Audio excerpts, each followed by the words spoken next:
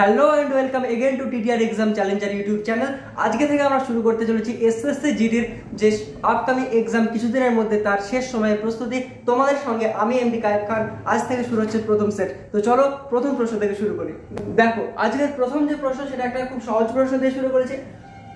কি লেখা আছে 2356987, এই যে সংখ্যাটি এর 5-এর স্থানীয় অঙ্ক, স্থানীয় মান এবং মুখ্য মানের মধ্যে পার্থক্য কত। দেখো প্রথম কথা হচ্ছে স্থানীয় মান এবং মুখ্য মান কি। স্থানীয় মান কথার অর্থ হচ্ছে যে স্থানে রয়েছে তারপরে কটা শূন্য বসাবে। দেখো 5-এর পরে 1, 2, 3, 4টে শূন্য বসাও, এটা হচ্ছে কি স্থানীয় মান, এই জায়গায় থাকার কারণে 5-এর মান এটা। আর 5-এর যে মুখ্য মান মানে কি আসল মান বা বাস্তব মান, সেটা কি যেটাকে তোমার বলা হয় কি ফেস ভ্যালু, সেটা হচ্ছে 5-এর 5। তাহলে এদের পার্থক্য কি, এর থেকে 5 বিয়োগ করো।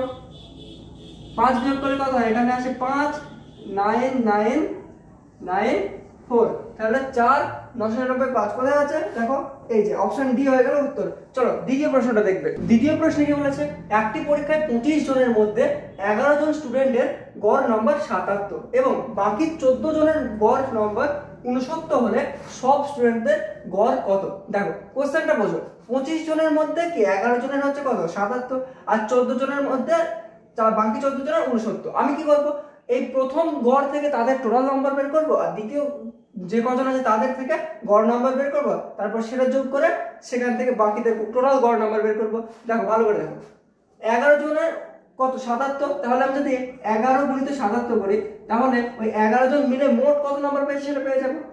আর কি আরেকটা আছে যে 14 জনের 69, তাহলে 14 জনের যেটা সেটাকে যদি 69 দিয়ে গুণ করি তাহলে এদের মধ্যে টোটাল নাম্বারটা পেয়ে যাবো। টোটাল নাম্বারটা কত হবে, 77 গুণিত 11 847। 14 গুণিত 69 কত হবে 966। এবার এদের মধ্যে টোটাল যোগ করে দাও, যোগ করে যে নাম্বারটা আছে সেটাকে 25 জনের টোটাল নাম্বার। তাহলে টোটাল নাম্বার কত হবে, 7 আর 6 13, 3 হাতে থেকে 1, 4 আছে 10 আর 1 11, 1 হাতে থেকে 1, 8 আর 9 17, 1 18। এবার এই নাম্বারটা টোটাল 25 জন মিলে পেয়েছে, তাহলে একে 25 দিয়ে ভাগ করো। 25 দিয়ে ভাগ করে তোমার আসল উত্তর চলে আসবে। কত আসে দেখো, 25 দিয়ে এখানে হিসাবটা সহজে করো।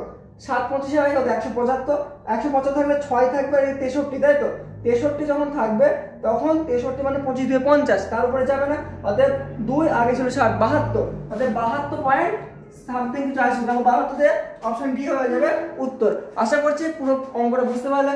চলো 3 নম্বর অঙ্কটা দেখবে। দেখো 3 নম্বর প্রশ্নটা দেখো কি রয়েছে, 143 গুণিত 143, 143 গুণিত 139, 139 গুণিত 139 বাই 143 3বার, 139 3বার, তাই তো। দেখো এটা যদি শর্টকাট না জেনে থাকো তাহলে টোটাল করতে যাবে, কিন্তু শর্টকাট আছে, শর্টকাটে সরাসরি করে দিচ্ছে। যখনই দেখবে কোনো জায়গাতে এরকম a cube minus b cube আসছে আর উপরে যদি এরকম আসে যে 100 মানে a square plus ab plus b square, সেক্ষেত্রে দেখো এক্ষেত্রে কি হবে বলে দিই, এক্ষেত্রে হবে 1 বাই a মাইনাস b। যদি এরকম হতো যে এই যে a cube minus b cube এটা উপরে আসছে আর এই লাইনটা নিচে আছে, সেক্ষেত্রে হতো a মাইনাস b। তাহলে এই ক্ষেত্রে কি হবে, a 1 minus a minus 1 by a minus b মানে কি, a কত এখানে 143 আর b 139, অতএব 1/4, অপশন সি হয়ে যাবে উত্তর। চলো 4 নম্বরটা দেখবে। 4 নম্বর প্রশ্নে কি বলেছে, 3টি বেল 12 15 18 মিনিট অন্তর বাজে, যদি সকাল 8টার সময় একসাথে বাজে তাহলে আবার কখন একসাথে বাজবে। এই ধরনের অঙ্কের কিচ্ছু না, 12 15 18 এর লসাগু করো। দেখো 12 15 18 যদি লসাগু করো কত হবে, 180 হয়। তাও আমি করে দেখাচ্ছি। দেখো প্রথমে 2 দিয়ে করলে 6, এটা যে 15, এটা 9, 3 দিয়ে করো 2, 3 বাজে 15, 3 3 9, 3 দুগুণে 6 আর 3 দুগুণে 6, 6 2 12, 5 3 15, 12 গুণিত 15 180, তাই তো 150 আর 30 180। 180 যদি হয় তাহলে এবার দেখো তার মানে কি 180 মিনিট অন্তর এরা একসাথে বাজবে। যদি সকাল 8টার সময় একসাথে বাজে 180 মিনিট মানে কি 3 ঘন্টা, তাহলে সকাল 8টা AM প্লাস 3 ঘন্টা কত হয় 8।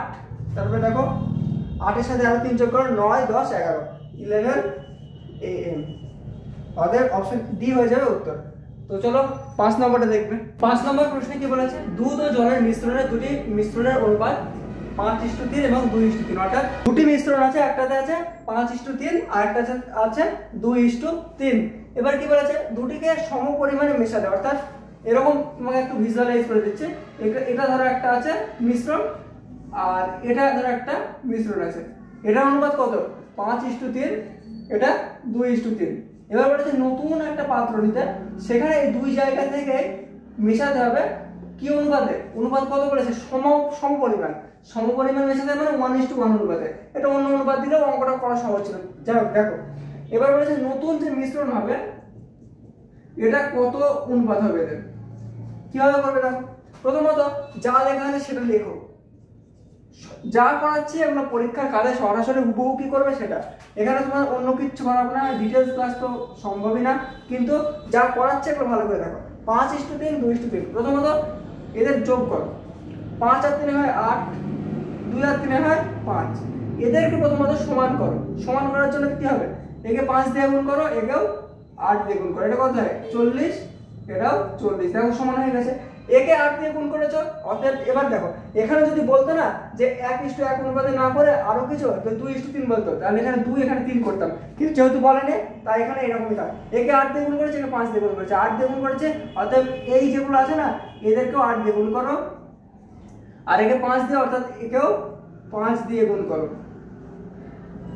এটা কত আসবে, এটা আসবে 5 5 25 5 15। এটা কত আসবে, এটা আসবে 8 2 16, আর এটা 3 8 24। এবার এদের যোগ করো, 5 আর 4 কত হয় 9, আর 2 1 3, এদিকে কি আসবে 6 আর 5 11, 1 আর 1 2 3 4 41, 41:39, এটা হয়ে গেল উত্তর, আমাদের অপশন বি হয়ে গেল উত্তর। তো আশা করছি অঙ্কটা বুঝতে পেরেছো। তো ভিডিওটা আর বেশি বড় করলাম না, ক্লাস তোমাদের কেমন লাগছিল সেটা তোমরা অবশ্যই কমেন্টে জানাবে, এবং এই যে ক্লাস শুরু করলাম এটা কি তোমরা কন্টিনিউ চাও, এবং প্রত্যেকটা ক্লাসে তোমরা কটা করে প্রশ্ন চাও সবটাই কমেন্ট বক্সে জানাবে। এবং আজকে ক্লাস যদি ভালো লেগে থাকে অবশ্যই একটা লাইক করবে, আর যদি এই ধরনের কন্টেন্ট কন্টিনিউ পেতে চাও অবশ্যই চ্যানেলটিকে সাবস্ক্রাইব করবে।